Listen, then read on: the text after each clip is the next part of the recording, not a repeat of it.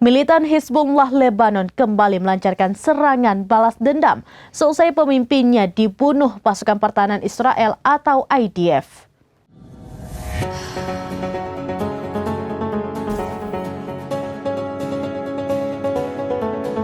Militan Hizbullah Lebanon kembali melancarkan serangan balas dendam seusai pemimpinnya dibunuh pasukan pertahanan Israel atau IDF.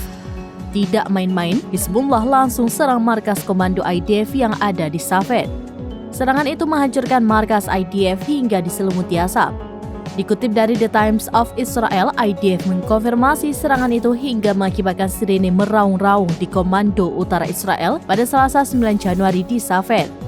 Tidak hanya di Safed, sirene peringatan itu juga terdengar di beberapa wilayah lainnya sebelum Ayelet Hashhajar, Afifim, Yiftah, dan Dishon. IDF mengatakan tidak ada korban jiwa dalam serangan tersebut. Sementara dari rekaman yang beredar di sosial media menunjukkan markas IDF diselimuti asap. Militer Israel mengatakan pihaknya telah meluncurkan rudal pencegat ke beberapa target udara yang memasuki Israel dari wilayah Lebanon.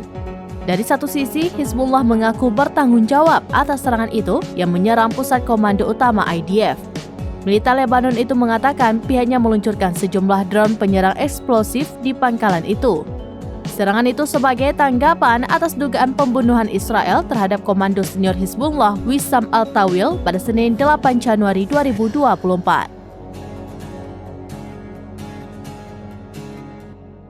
Demikian informasi terkini Syedaralun. Saksikan terus beragam informasi lainnya. Jangan lupa like dan share seluruh akun serambines.com.